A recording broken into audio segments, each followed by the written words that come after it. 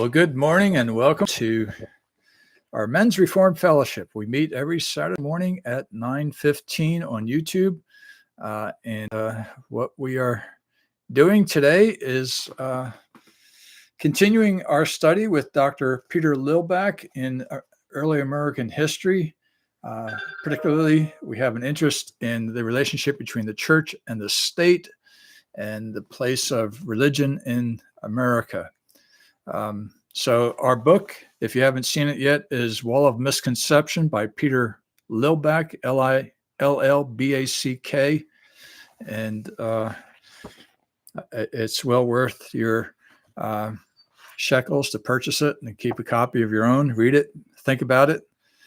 In any case, we've been going through the life of George Washington, the first president of the United States, and particularly it's in his role as president and his involvement in the formation of the United States Constitution that has occupied us in recent weeks.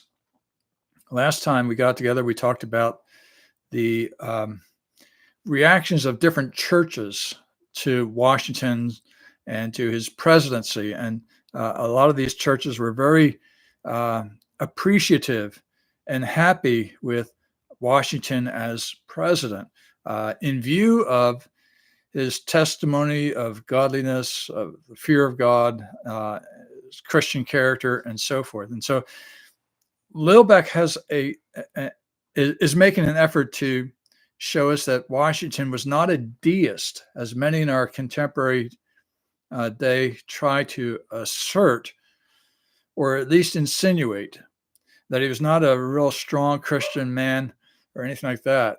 And so Lilback is pushing back against that and trying to show the evidence for Washington's genuine Christian faith and character. And so we've been working through that. Today, I've titled our study, Here Come the Presbyterians. And so we're going to talk about the Presbyterians and what they had to say about Washington as well. I was reminded of the midnight ride of Paul Revere when he was going to warn the early American colonists in Lexington and Concord about the potential movement of British troops out, I believe, of Boston. In any case, he looked for a signal up in the church, interestingly enough, in the belfry. If there was one lamp lit, it would be indicating that the British intended to go by land. If two lamps were lit in that belfry, then the British were going by sea. So there was somebody local to where the British were located that learned of their movements and saw them getting out into their boats. And so he went up into the belfry and lit the two lamps. And Paul Revere prepared for this by taking a little rowboat, I guess, and going across the river to Charlestown. And there on the side, he watched in the distance to see what the signal would be from the church. And two lamps were lit. Then he gets on his mighty steed and runs off to warn the patriots in Lexington and Concord. And I do mean patriots. Guys like John Adams and John Hancock and a few other important American revolutionaries there. And if they would have been captured, they might have been executed. In any case, Paul Revere took off to warn them. And tradition says that as he ran through villages and came along to Concord and Lexington, he would cry out, "The British are coming, the British are coming." Some say that was more legendary and he had something more mundane to say, but at any rate, that was how the story got out. And Henry Wadsworth Longfellow writes a poem about Paul Revere called Paul Revere's Ride. And I thought I'd read just a few lines of it. It's a longer poem, so we're not going to do all that. But I just give you a sense for the poetry of Longfellow, if I can do that for a moment. Um, I enjoyed reading Longfellow long ago when I was a young fellow. And so let me read um, from him. And lo, as he looks on the belfry's height, a glimmer and then a gleam of light. This is talking about Paul Revere looking for that light in the church belfry. He springs to the saddle, the bridle he turns, but lingers and gazes till full on his sight a second lamp in the belfry burns. A hurry of hoofs in a village street, a shape in the moonlight, a bulk in the dark, and beneath from the pebbles, in passing, a spark struck out by a steed flying fearless and fleet. That was all. And yet through the gloom and the light, the fate of a nation was riding that night, and the spark struck out by that steed in his flight kindled the land into flame with its heat. And he goes on. Nice poetry. It's been a long while since I've been able to enjoy some poetry, but you hear the cadence, the sounds of the poetry. It's just a beautiful thing. So anyway, so much for that. Today, then we pick up our reading on page 173 in Lilback's book, Wall of Misconception, 173 in the paperback version. If you have the hardback, you're probably at about page 169. So we'll get started here at the top of the page. Lilback writes, this was, he describes this as a heading, Presbyterian Praise for Presidential Piety. So maybe Lilback read a little bit of Longfellow and used a little bit of poetry in his use of language here. But Washington's seeming personal godliness was not only touched the Lutherans and the Methodists, but the Presbyterians also saw in the president a deeply pious life of Christian faithfulness. The moderator of the Presbyterian General Assembly, Reverend John Rogers, who had corresponded with Washington during the war about giving Bibles to the American troops, was a key signatory of a letter emanating from a committee of the General Assembly. The Presbyterians wrote, and then he's going to quote from the letter. The General Assembly is the large body of Presbyterians, the final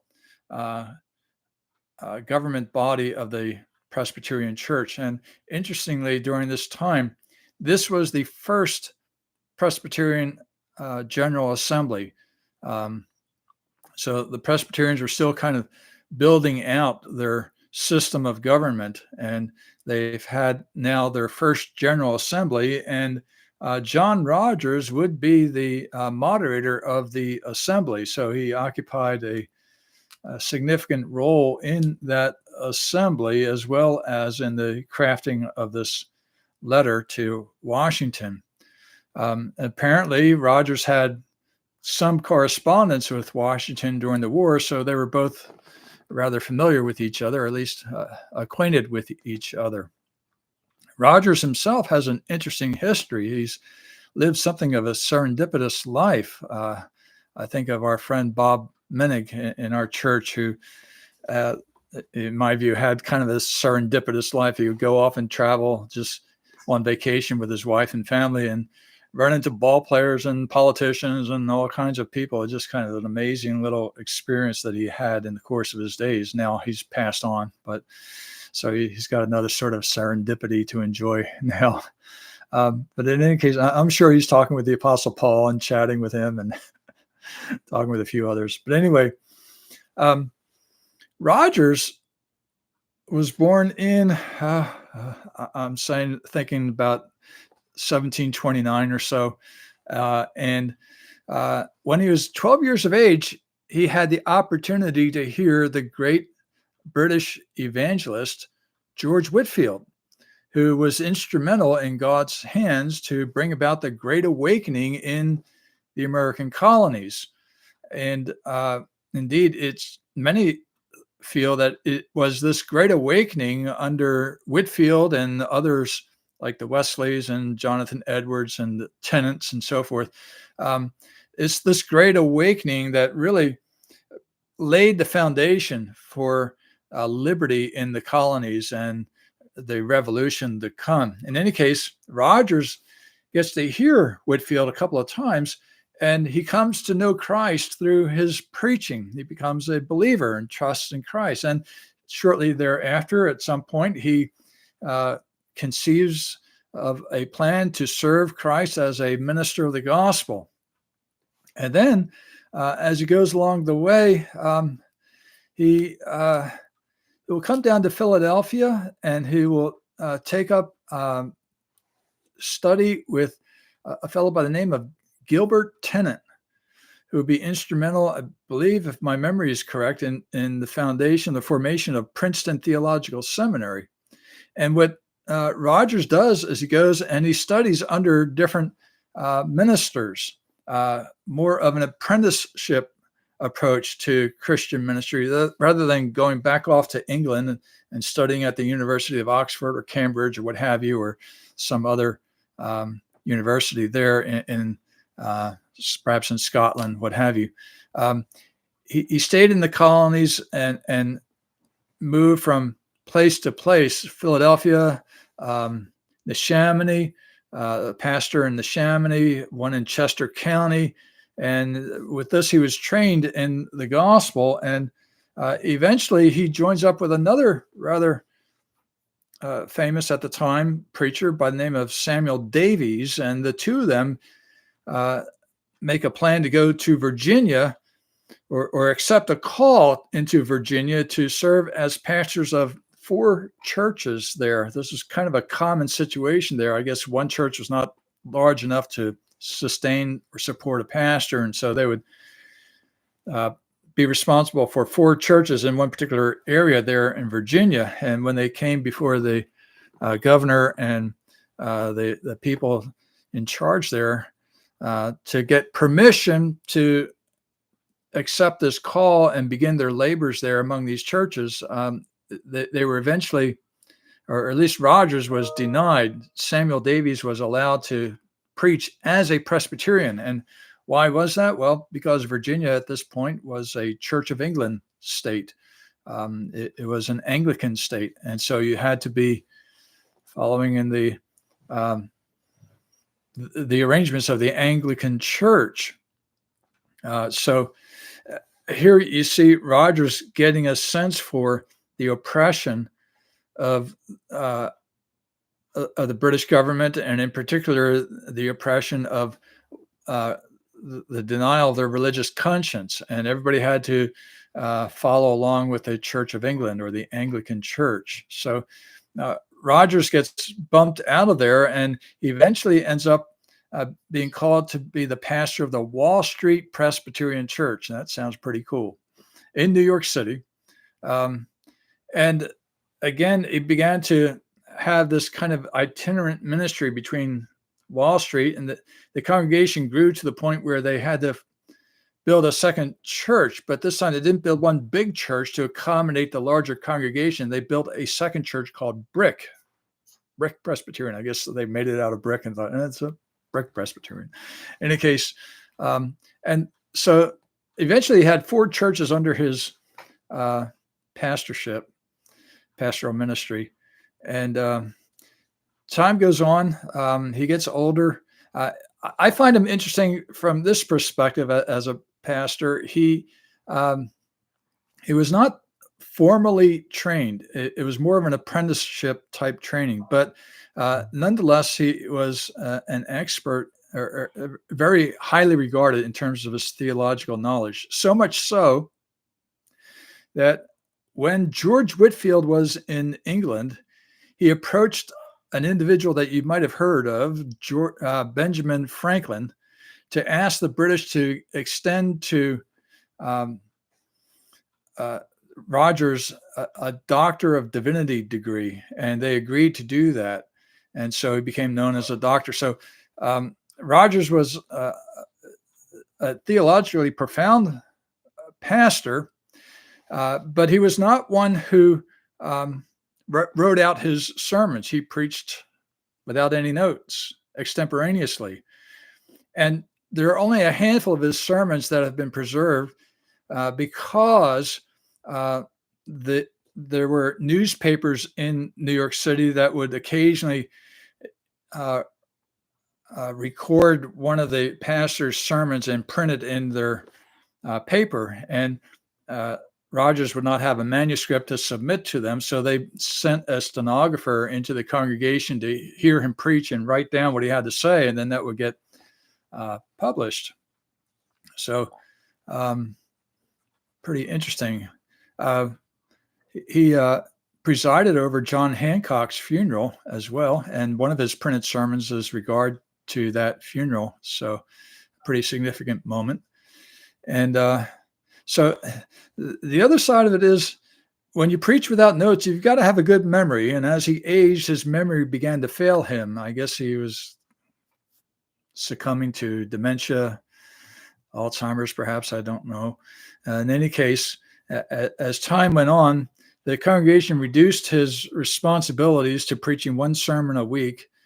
And then he would also write notes for himself and use them as kind of a mental crutch. But it got to the point where even that was not working out so well.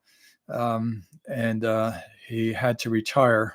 And he passed away in 1811. So he lived during consequential times, seeing the Great Awakening with George Whitefield, being a part of the American Revolution, being a part of the, or at least observing the formation of the Constitution of the United States, being familiar with leading figures in that period of time in the church. So an interesting man. And perhaps it's kind of good to refresh ourselves on some of these folks. I say that in part to say that there's a book by right here in my formerly nicotine-stained fingers here. This is by, if I can pull that up, I don't know if you can read that or not. It's The Constitutional History of the Presbyterian Church in the United States of America by Charles Hodge, Princeton Systematic Theology theologian. And he writes about the period of time from the establishment of the American colonies up until the time of the Civil War. And in the lead up to the Civil War, he notes that there's a fellow in Britain, a politician by the name of Galloway, who argued against or was upset with the rising of the American colonies and their dissatisfaction with the British government, particularly the Stamp Act, of course, and the Boston Tea Party, I think, if I recall correctly, was instrumental in having that Stamp Act recalled. But the British said, but it's still our right and privilege to impose any taxes or any duties that we feel necessary. In any case, Galloway said that the uprising among the colonies was a Presbyterian uprising. So here come the Presbyterians. By that, yes, the Presbyterians were naturally antithetical to the British and to the Anglican Church. There's certain differences of opinion there. Let's put it that way. I don't think the Presbyterians were looking on the Anglicans as non-Christians, just they were not conducting themselves very well according to Christian standards. In any case,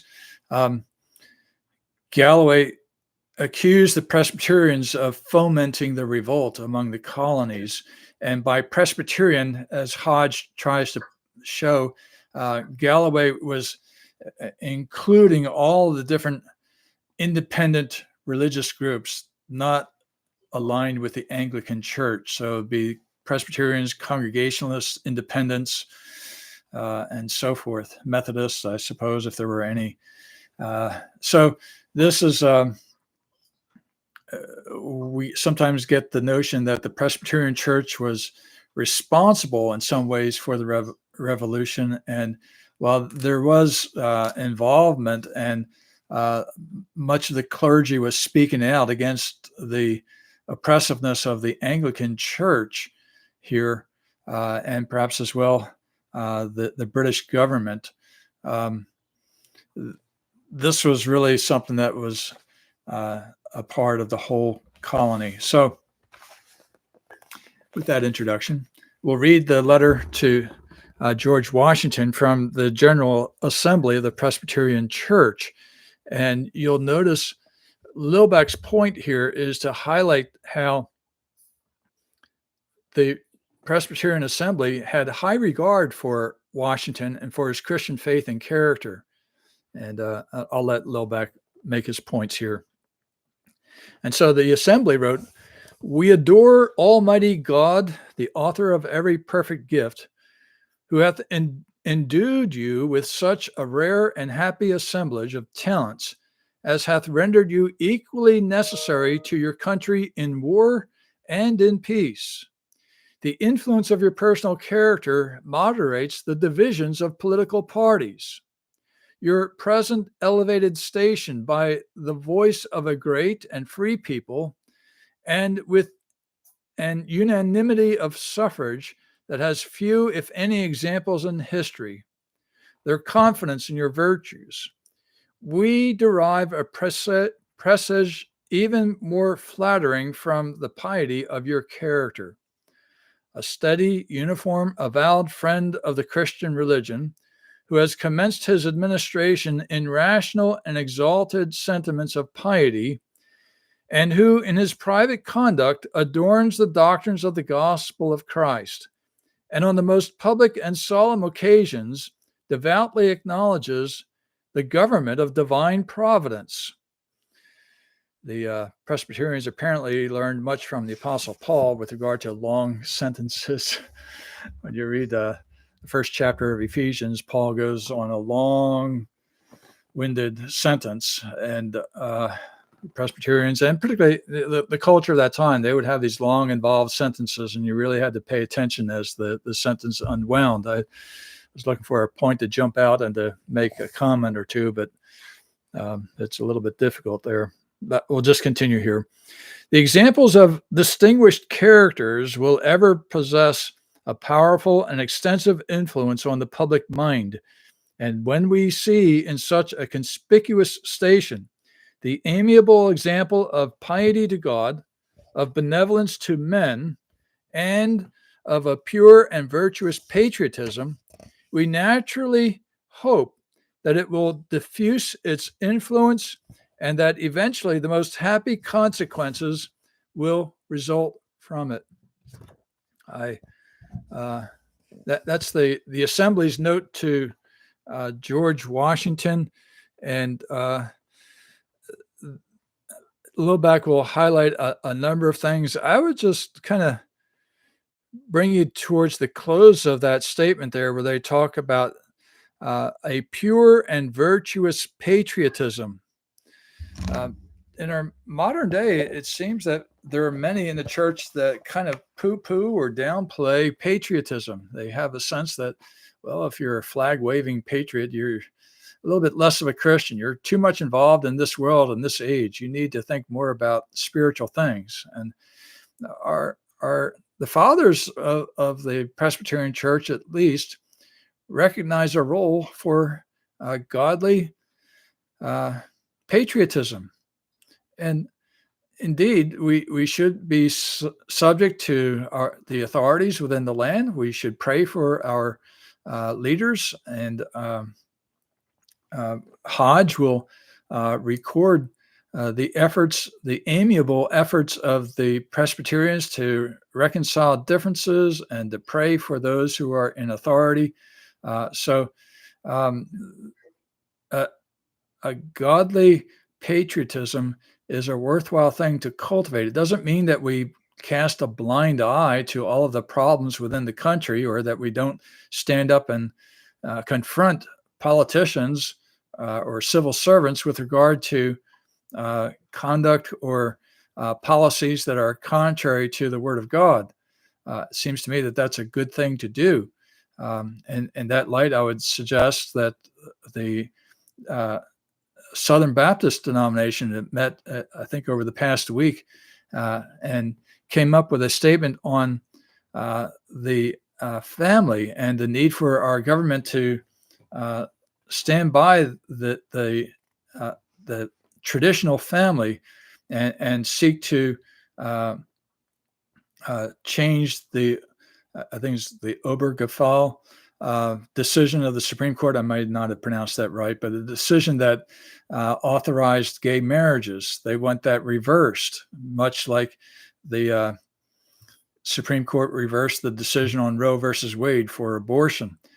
This decision on homosexuality similarly needs to be reversed, and likewise, some sort of sanity needs to be restored to our nation so that we're not supporting the transgender movement and solidifying that within the culture. We need to stand for things like the integrity of the marriage relationship between one man and one woman for life and that sort of thing. So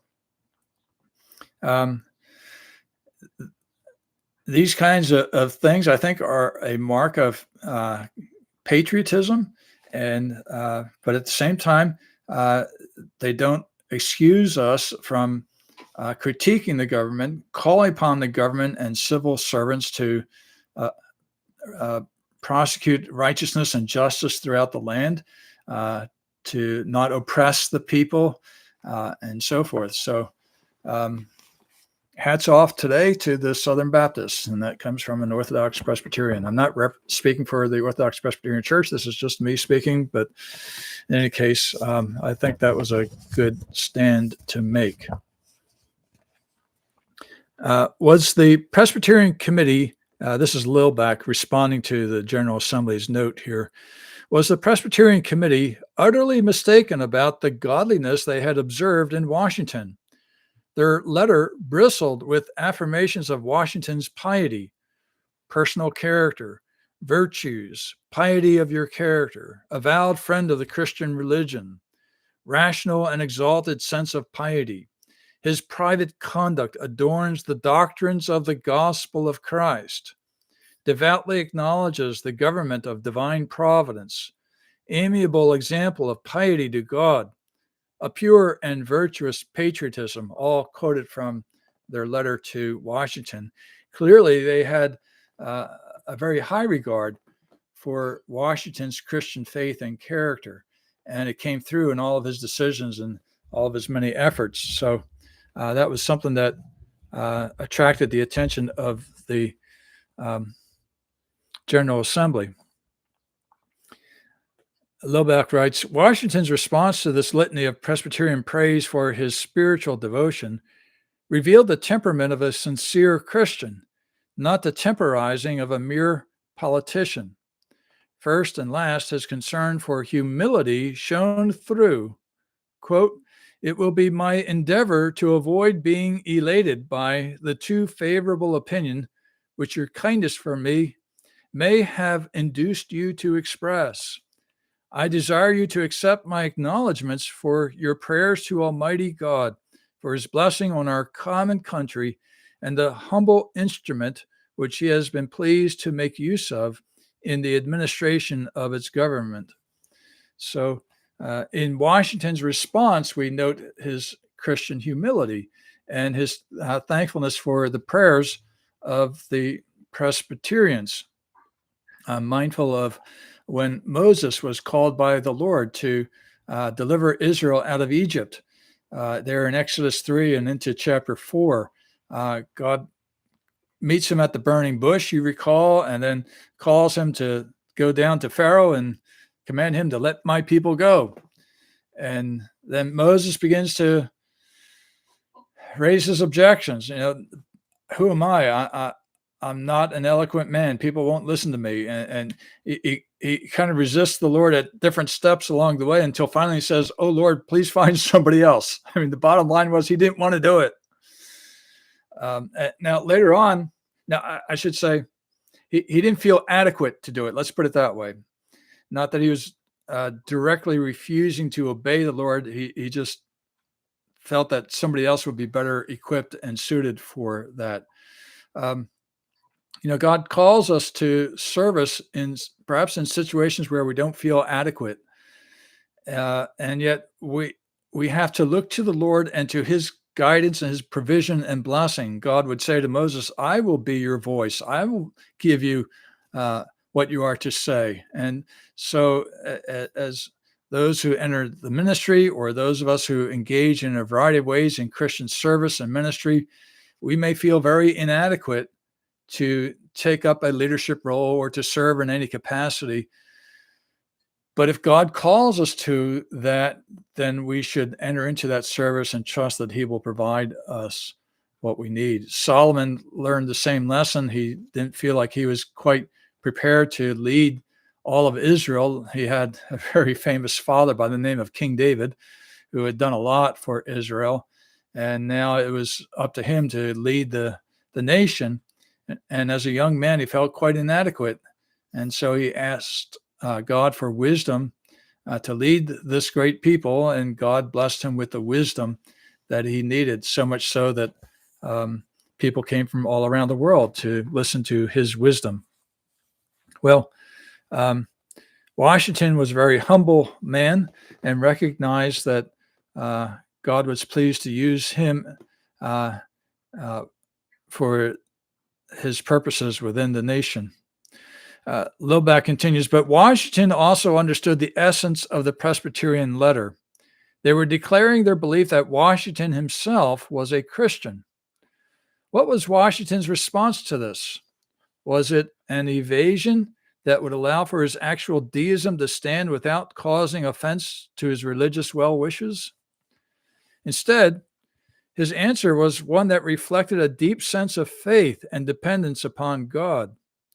I reiterate the possession of my dependence upon heaven as the source of all public and private blessings.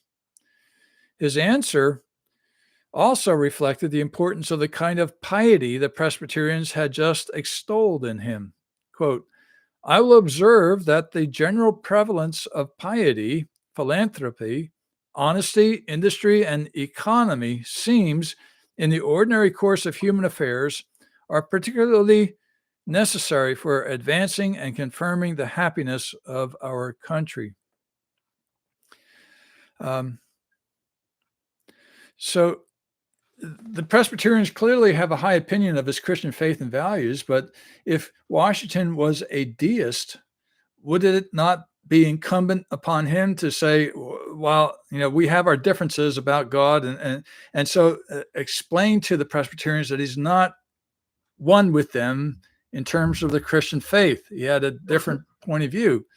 Well, he didn't do that. Now, was he just lying through his teeth and accepting their congratulations and their praise and not willing to address it? It doesn't seem that would be the appropriate thing for him to do, and Lilback will develop that for us here in a moment. Finally, his answer emphasized that authentic Christianity was a matter to be prized, pursued, and proven. While Washington's classic vocabulary might cloud our understanding, we can sense the passion for the Christian faith that motivated his words. His central thought was this: since all Americans enjoyed full religious liberty, it was only reasonable that something would be expected from them in return for this great blessing. What was this? Washington said, quote, that they will be emulous of evincing the sincerity of their profession by the innocence of their lives and the beneficence of their actions, end quote. Lilback continues, we need some help here to understand Washington's intent. A modern equivalent of Washington's staid and archaic 18th century rhetoric is this. So this is the Lilbeck Living translation of Washington. Quote, they, that is the religious Americans, will be ambitious to surpass others in demonstrating convincingly their heartfelt declaration of faith by the sinlessness of their lives and the kindness of their actions. End quote. Why must one's faith be demonstrated by such works? Washington's answer stated, quote, for no man who is profligate in his morals or a bad member of the civil community can possibly be a true Christian or a credit to his own religious society, end quote. In other words, a true Christian was one who possessed moral restraint that blessed the society through good citizenship and brought credibility to his own religious community as well. Washington was, in essence, applying the biblical teaching of James 2 to the to the spiritual and civil context. Faith without works is dead. So Washington here looks for the practice of the Christian faith throughout the country and encourages that as consistent with virtue and with Christian faith. And so Lilbeck brings us to a pointed conclusion with the following comments. If this was not a conversation between a group of Christians and a Christian president, then consider the incongruity that occurred here. A committee of preeminent theologians and elders representing their entire denomination were utterly deceived about Washington's faith. And Washington, unwilling to disabuse them of their mistaken notion, played along. Instead of honorably explaining their misunderstanding of his views, he furthered the mistake of the misguided Christian clergyman by deceptively expressing a faith he did not possess. Then, to add insult to injury, he went on to expound as a false Christian a fundamental question of the Christian religion, namely, who is a true Christian?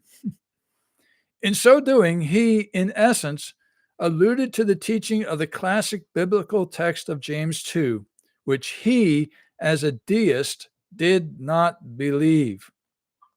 So deists were opposed to organized religion. They did not believe that God acted in history and time. God just simply set the world in motion, stepped back, and he just watches things unfold. So really, history is the unfolding of a fate based on inner impulses without regard to God's involvement at all. Tried to reconcile that with Washington's clear, repeated commitment to divine providence and God's acting in history and time to provide for the American Revolution itself. It does not seem to fit. And furthermore, if Washington were a deist, why would he submit himself to these characterizations by the Presbyterian clergy as though he was one of them?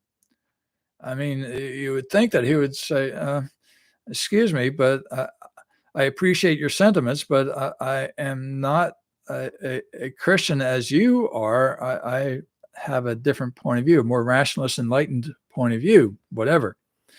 Well, he acts as a Christian in response to the clergyman, thereby confirming in his own view of himself, he shared the same Christian faith as the Presbyterian clergy here, the same interests in the advance of the Christian religion throughout the nation. So that's not the mark of a deist. Either Washington was a Christian or he was a deceptive deist. If he were the latter, his claim to be a man of honesty and character, the very thing the Presbyterians had celebrated in their letter to Washington, was just as much a sham as his counterfeit Christianity and his pretense of piety. Okay, we just have another paragraph and we'll finish up this chapter and that'll be it for today. But Lilbeck gives it a new heading called George Washington's Sacred Fire. You might recall that he has a book by that name. Hopefully we can now understand the interconnection between Washington's first inaugural address on April 30th, 1789, and his first Thanksgiving proclamation of October 3rd, 1789. In the first, he spoke of the sacred fire of liberty that had been entrusted to the American people in their experiment in representative government. In the second, he told the new nation how to fan the sacred fire of liberty so that it might burn even more brightly.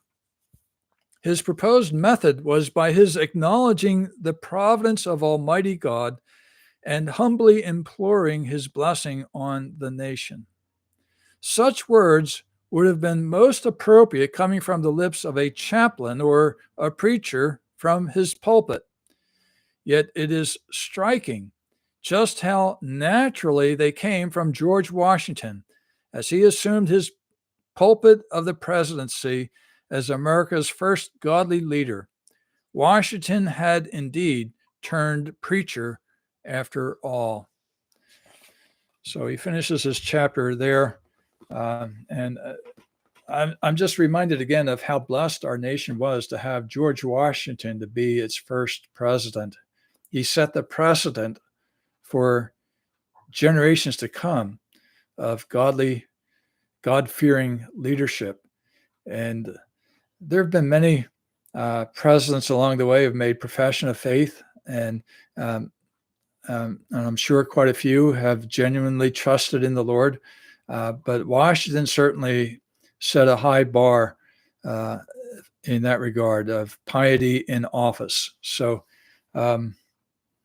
thanks be to God for his blessings, and may we be engaged in prayer for our present leaders, both Republican and Democrat and independent alike, for God's blessings, the blessings of life, salvation, truth, knowledge, righteousness, goodness, wisdom, and so forth, that our nation would prosper, that our people would be safe, that our families would be able to flourish and grow under God's hand, and we might raise a generation of godly people that are salt and light in the world at large. God bless. We look forward to seeing you next time. Please subscribe if you'd like to follow along in our studies Wednesdays and Saturdays, and certainly our worship services on Sunday morning at 9:30 Eastern Standard Time. In other words, Philadelphia, New York time. God bless and take care. Bye-bye.